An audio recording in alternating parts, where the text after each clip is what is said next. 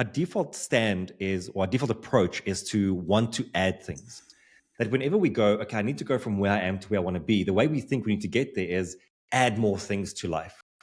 Whereas actually one of the fastest ways to get there is to start subtracting, because over time we accumulate so many bad habits and behaviors and mental models, and these things make us sluggish and slow, and they tie us to the past. And so by letting go of that, we actually become a bit lighter and we can accelerate towards that future a bit quicker. And it's in the stillness that we start to access this ability to rehearse new ways, to become more grateful for where we are. And it's in that stillness where all the magic happens.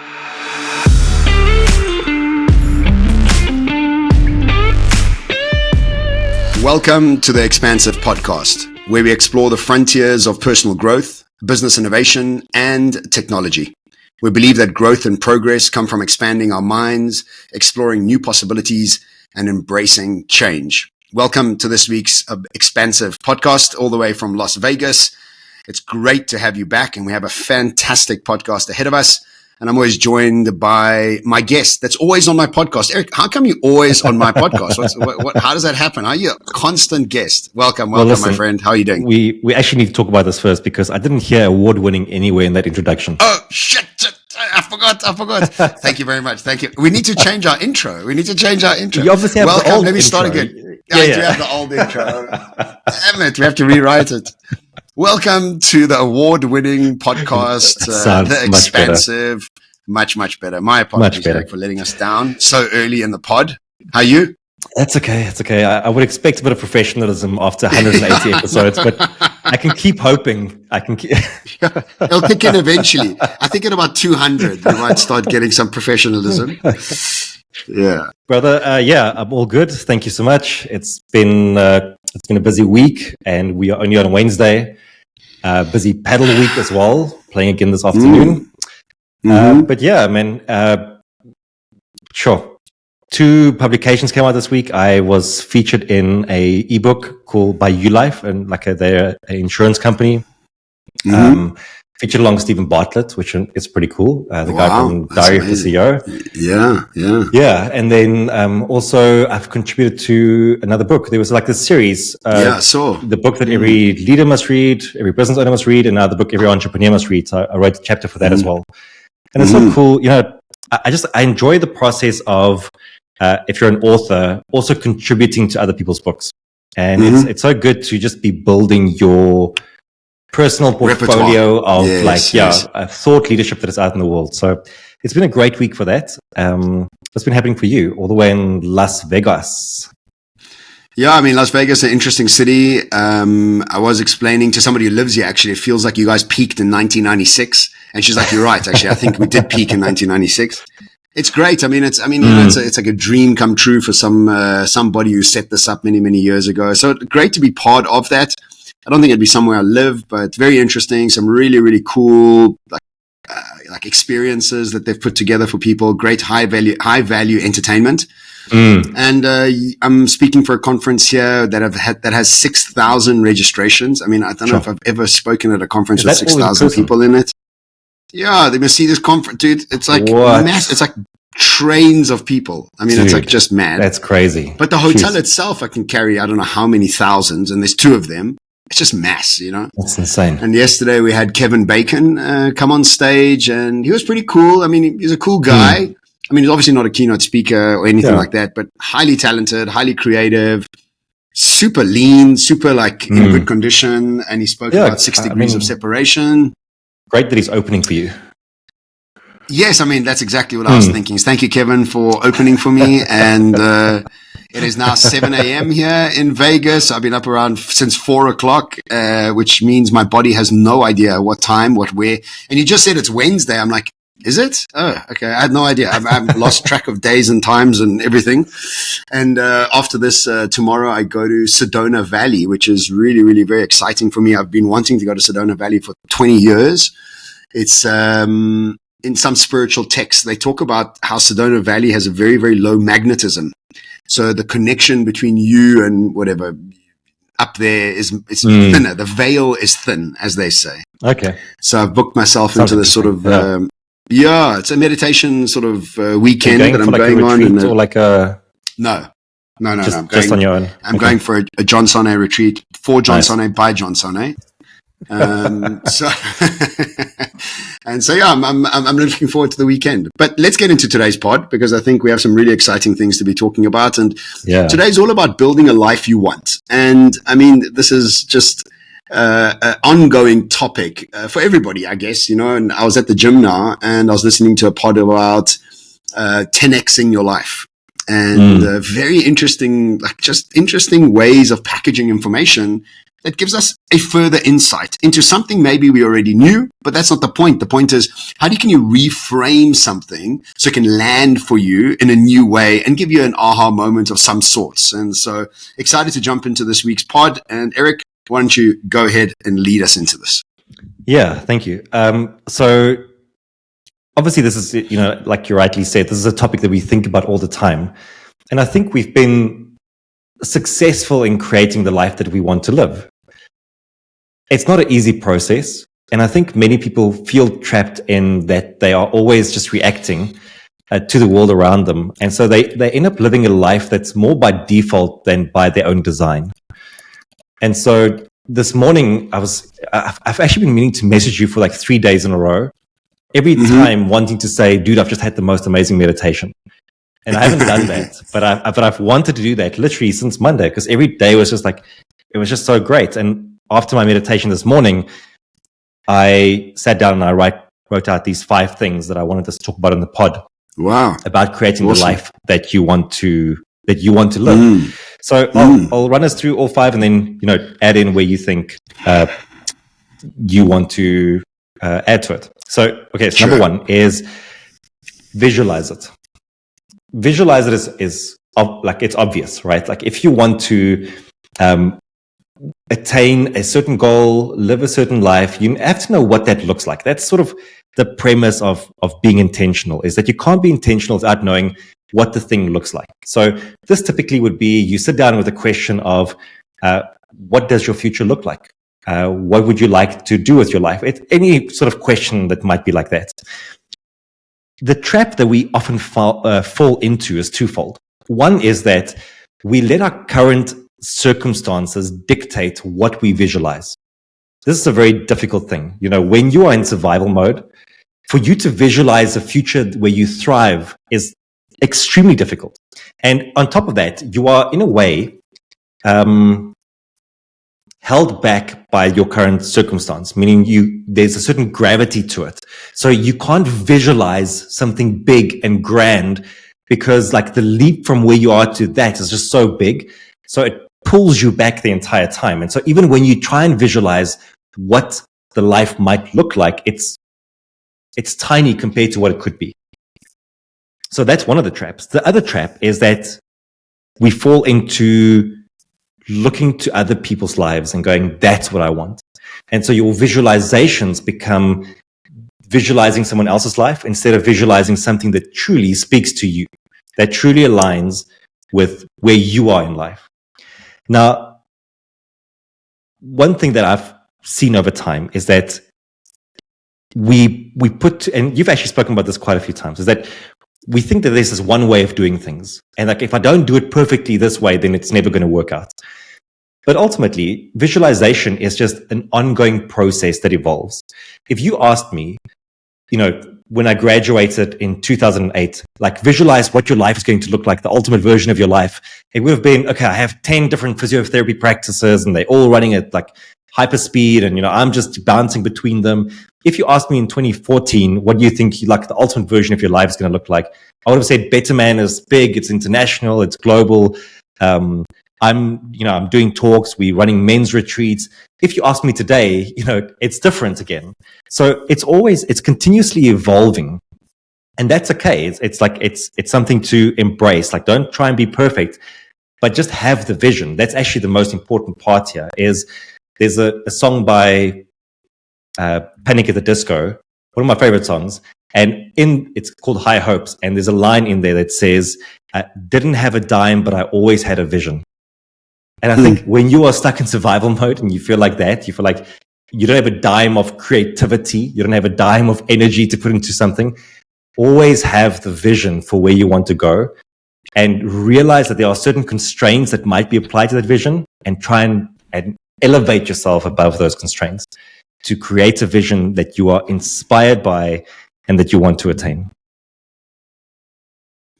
Very good. Very, very good. A couple comments.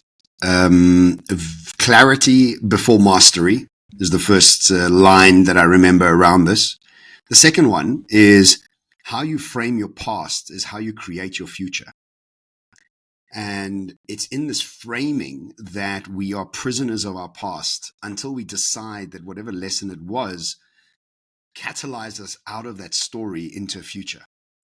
And we realize that many of our visions are very determined by our past, like you mentioned. But let's also remember that the brain loves familiarity. For you to envision a new vision is incredibly time consuming, energy consuming, and you are fighting against a torrent of familiarity. And so when you say build a vision, it's one thing to write it down. It's one thing to even meditate on it, but then you go through the rest of your day with zero recollection of that vision. You go back straight into survival mode, and now you're running around and having stories. And the trick is to catch yourself. You know, every time you catch yourself in an old program or an old story, you've got a victory, you know? So it's also this idea that perfection is required in order for us to build the perfect life. And the truth is, it's not. It's quite a messy, malleable process of continuously reminding yourself of the vision that you're working towards. And it's absolutely okay for that vision to be changing. In fact, it's necessary for it to be changing, because as you bring new input into your data system, your output and look is going to change. And as you evolve consciously, also your vision changes. So very good. I like it that we have a GPS coordinate that we're moving towards. But let's remember something. It's not just about writing it down and having a vision board or just meditating on it, but it's also just about reminding yourself throughout the day. And this is a self-practice. I'm talking to myself here, because this is what I do, is as I start falling into an old story, I'm like, whoa. But here's the trick. And I think this is the most important thing we could be doing around this, is rehearsing your vision as often as possible. It's a rehearsal. If you're a dancer, you'll rehearse. If you are studying something, you'll dive deeper into it. Now, what are you doing here is you are diving deeper into your vision and you're rehearsing your vision. So when you start rehearsing your vision, the new neurons start wiring and firing together. And now you start to literally create a new picture inside your head. And then your body starts following that picture, because your body is neutral. And that neutrality is moving either through a process of accretion towards up or towards down. And it's that rehearsal that's so very hard that most people don't want to do. But that's really what the part is rehearsing the future vision that you want. Very good. Love that. All right. Number 2, recognize what's already present. I remember when I was, Marinus and I spent a lot of time together at some point, as I was building Better Man, especially. And we always spoke about, like, what does the future look like? Like, you know, when you envision the perfect day, and that's always a good exercise as well. Like, what does your perfect day look like? What does your perfect week look like? And I remember I was like having this perfect day conversation quite a bit. And one part of my perfect day was that I want to start my day in a coffee shop. I don't know, for whatever reason, that was like an important thing to me back then. Maybe because I was so constrained by the routine of going to the hospitals. I was like, I want to start my day wherever I want, which is in a coffee shop. And then at some point, he was like, well, can't you do that already? And I thought about that and I was like, actually, yes. Like, I'm thinking that this thing needs to be there in the future, but actually, like, this small piece of what my day looks like could actually already be a part of it. And that started changing. We started doing gym, and then I would go and sit at a coffee shop, and then I would go to the practice after that. And what you might find is that when you think about what does this vision of the future look like, there are parts of it that need to manifest over time, that you need to bring in reality over time. And there are certain parts of it that you can do today already, that you can go and build into your life in smaller ways. And so look for what those things might be and then relish in it, because you are having the experience of actually being in that future that you want. Anything to add to that? Yeah, I think it's also just a practice of gratitude for where you are and what you've achieved up to date, and then implementing what you can implement. And I think when you're in survival mode and when you in that state, you can't see anything really. I mean, you can only see difficulties or victimhood or whatever the case may be. And again, I'm talking to myself, this is like, because I'm sitting in the Wynn Hotel, which I had no idea was the most fancy hotel in Las Vegas. Only a friend of mine from America told me. He's like, oh, that's fancy. I'm like, is it? I don't know. My client booked me into the Wynn Hotel. I don't know where I'm supposed to be staying. And I was like, yeah. And like one of my gigs for next week got postponed. And I was like a little bit like down. And I was like, dude, let's just stop. Let's recenter. Where are you? I'm on the 57th floor. What view have you got? Any view I've wanted. I chose the view. Who am I speaking for? One of the top. Just recenter. Be grateful. You're doing what you've always been dreaming of doing. Enjoy it. Relish it. Walk through it. And it's just a beautiful practice to, again, reminder of a rehearsal of the vision you had to keep checking back into that. And what you need for that, Erik. And it's so funny that you say this, because it came out of meditation for you to come up with these points. But look what you did. You stilled yourself enough for long enough to be able to have the download for this information. And it's in the stillness that we start to access this ability to rehearse new ways, to become more grateful for where we are. And it's in that stillness where all the magic happens. So love it. Good point. Number 3 is just a different variation of what you've been saying now for a little bit around rehearsal. So the way I just put it here is you have to imprint it. And imprinting it is as many reminders as possible throughout your day. Reminders of what you want it to be, but also reminders of what you don't want to have. And to what your point was, that when you imprint this all the time, you start recognizing when you go off course. And you start recognizing, okay, this behavior isn't aligned with where I want to go. But also it's a recognition of, oh, this is actually where I want to go. This is actually moving me in the right direction.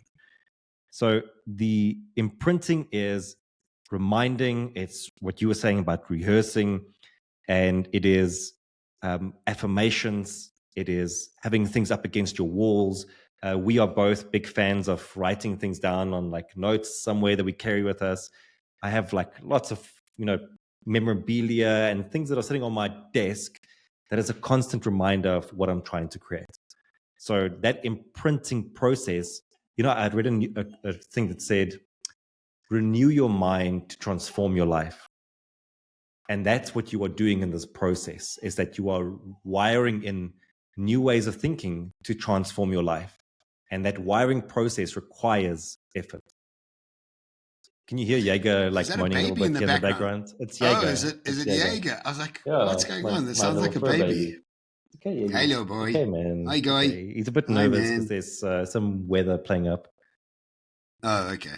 Just like sensitive dogs, eh? There's a slight side cloud coming over. He's nervous. Okay, everybody, get round Jaeger. Yeah. Let's start humming around him. For your antidepressant. Oh, bless. Wow.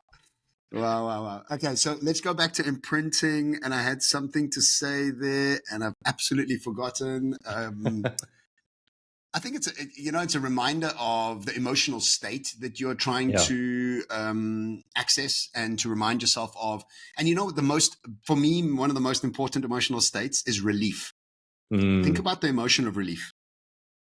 And just sit there, whoever's listening to this, or you even now, Erik, just like get into your body and just feel a sense of relief. And it's like and then attach to that relief the thing that you've wanted, and then say, oh, it's already happened. The relief of achieving that. Like, feel that through your body. Like, relief is such an important emotion that we don't give ourselves enough time to feel. And so my point of anchor is relief. That's one. And two, this is what I was going to ask you. Do you have any affirmations that you're comfortable to share that you use as a go-to? I'll start with one. I've got two that I share, but I use two that I keep coming back to if I find myself waking up with my mind wandering a bit. And the first one is, I am who I am, and that's enough. I am who I am, and that is enough. And I am who I am, and that is enough. That's the first one. Do you have any? Well, share your second one, and I'll share one as well. Okay. And then my second one is I am money. Money is me. I love money. Money loves me.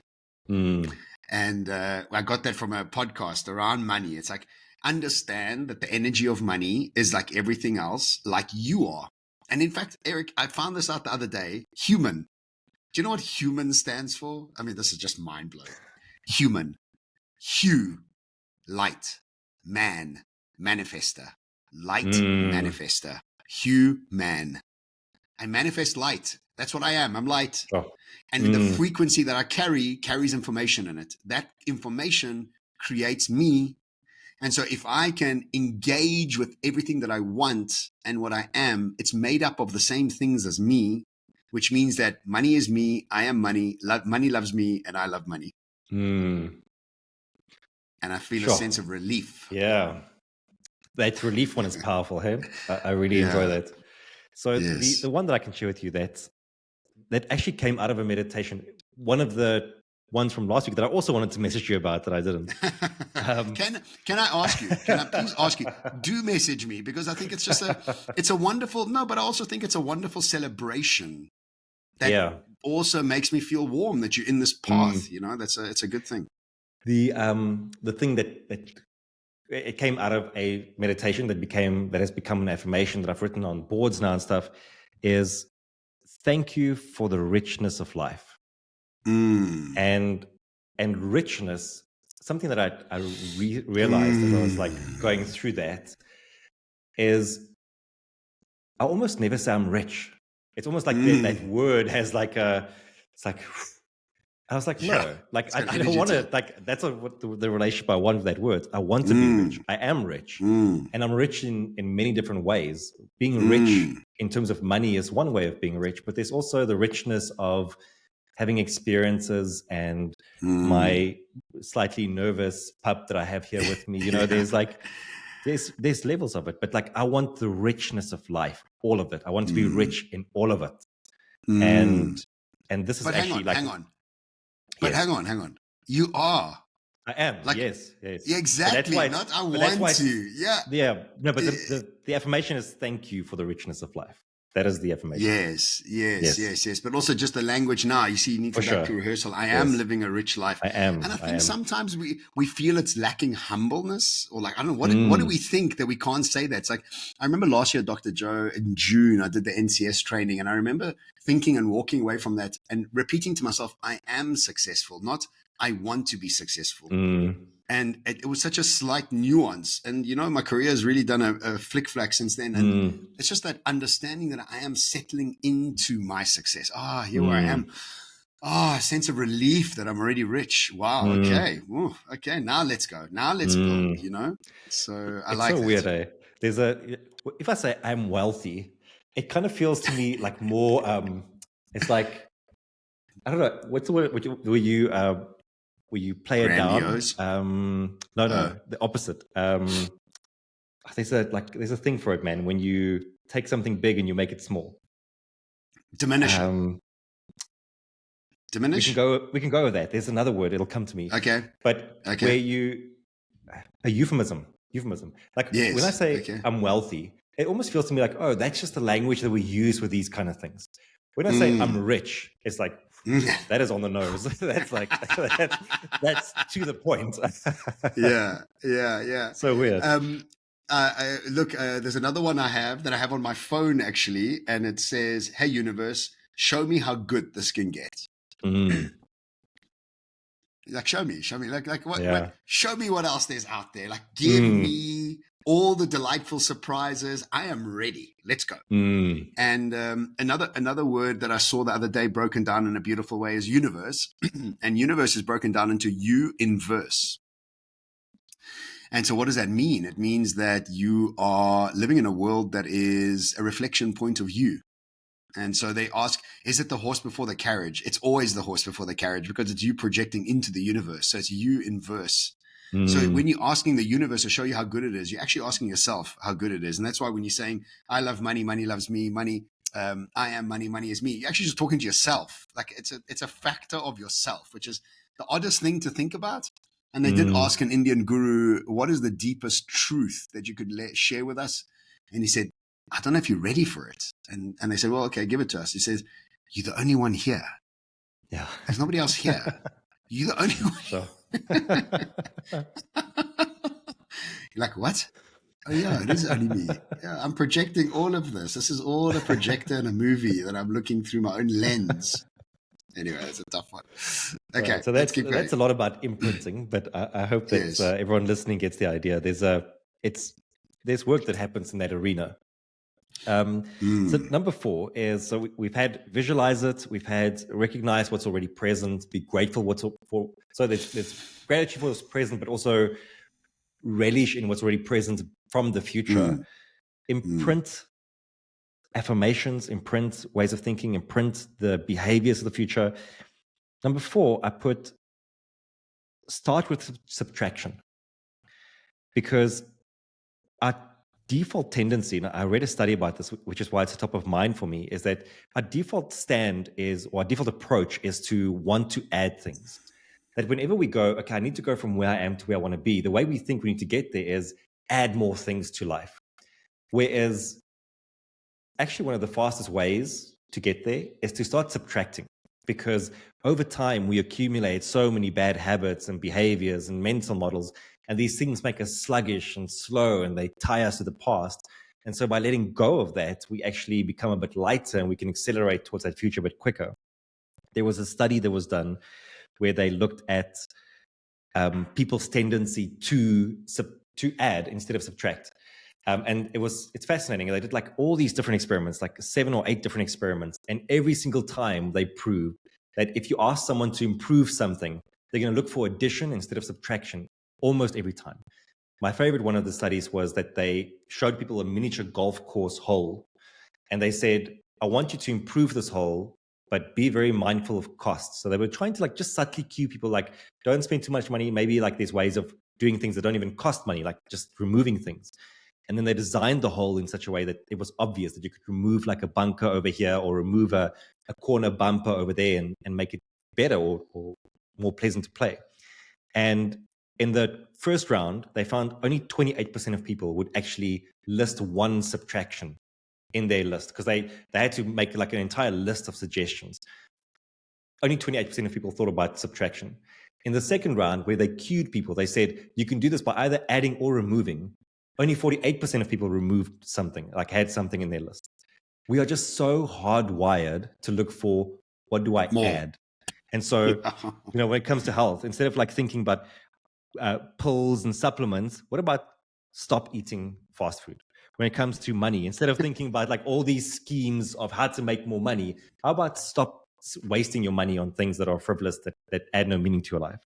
When it comes to your business, instead of thinking about which behaviors and policies and guidelines do we add to help our teams be effective, how about we remove certain things that constrain us, that hold us back?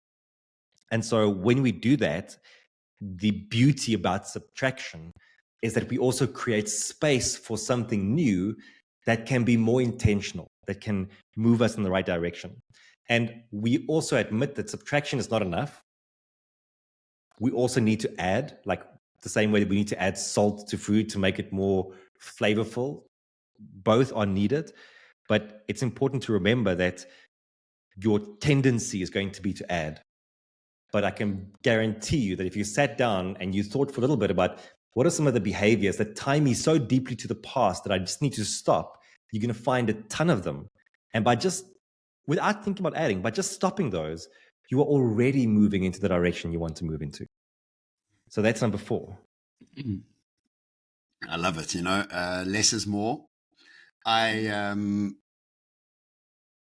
it's so funny, I'm obviously nomadic, right? So I don't have a lot of stuff, and I don't think I buy a lot of stuff, but dude, I am constantly getting rid of things. I'm like, wait, how am I accumulating? Like, I don't understand.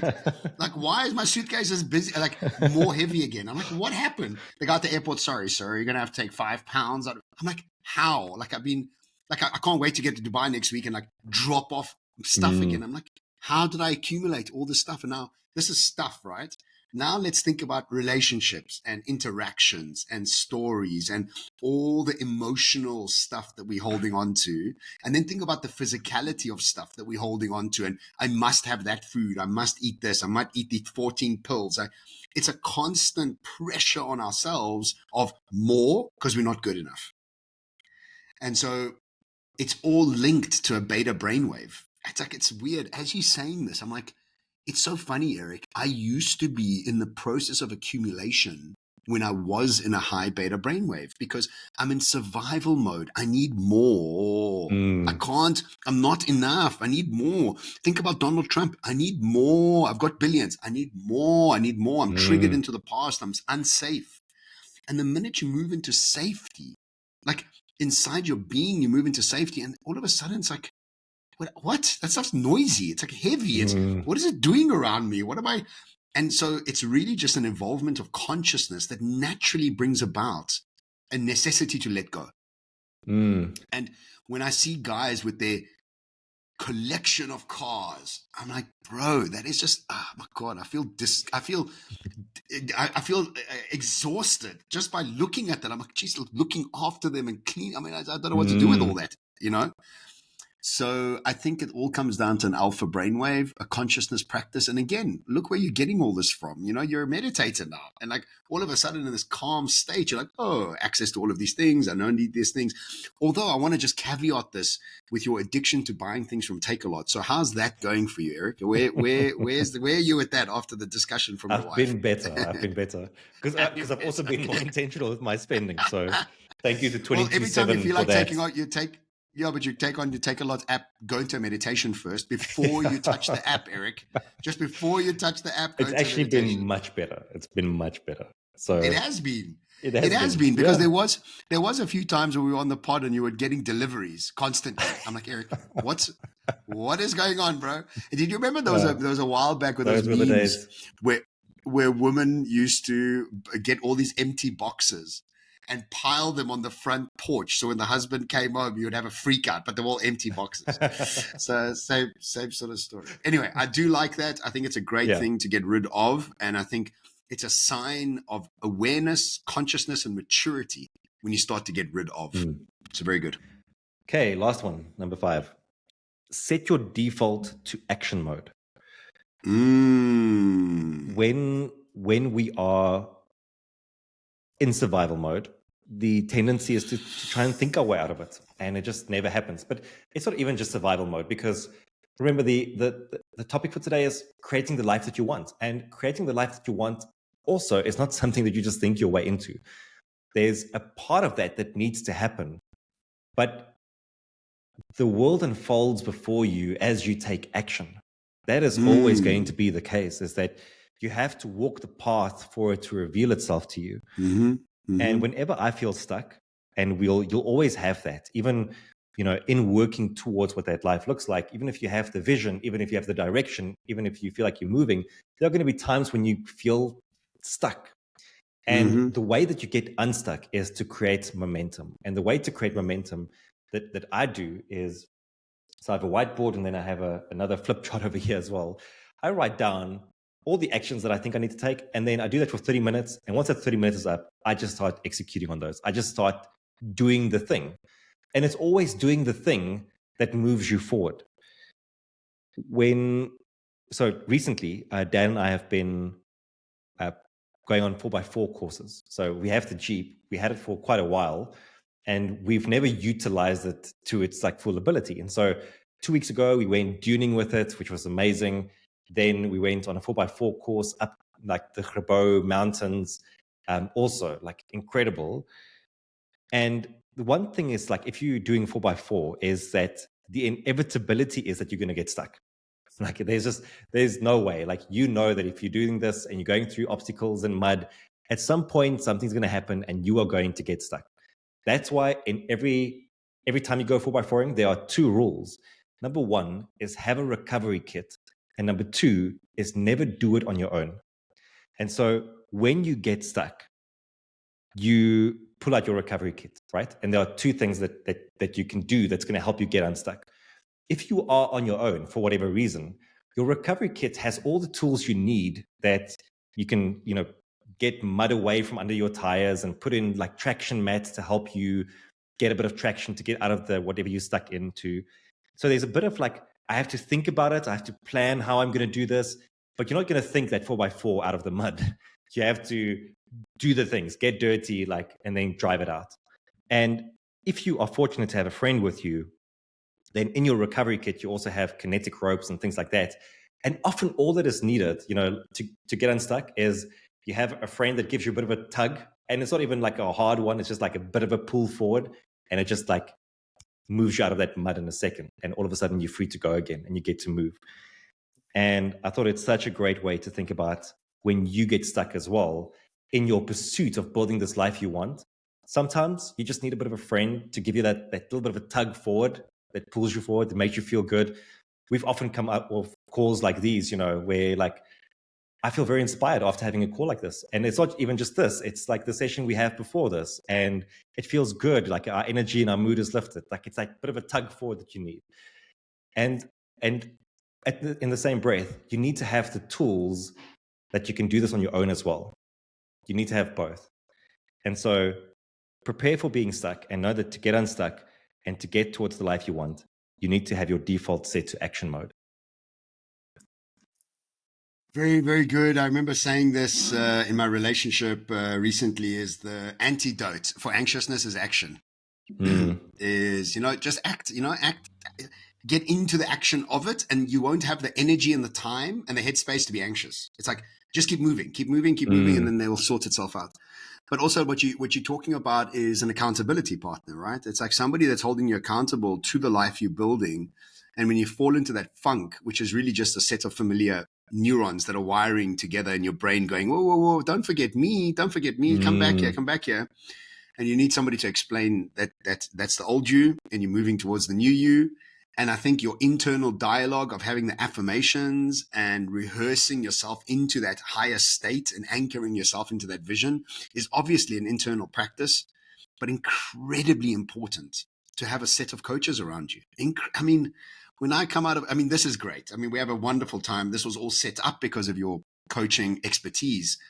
But when I'm in a funk and I get away and I book myself into one of my coaches and I come out of that and I'm like, oh, thank God. I'm like, even halfway through the session, I'm like, thank you. Geez, I needed this. Wow. I was so wired and wound up into an old story that actually is not relevant at all in any way. It was just self-made.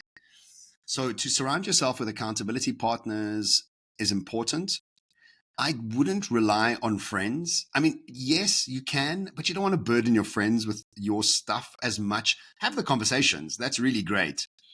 But to have somebody that holds space for you, that you pay money to, there's an energy exchange. They've got an expertise. They're there to hold space. They're there to reframe with you. They're there to help you find a clarity.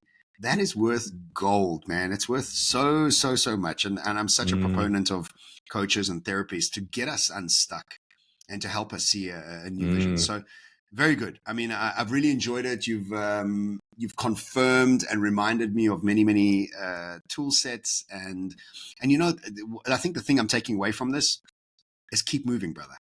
Just keep moving. Good. Well, good. Keep moving. You're living it already. Yeah. You're in it already. Keep moving. You want adjustments? Adjust.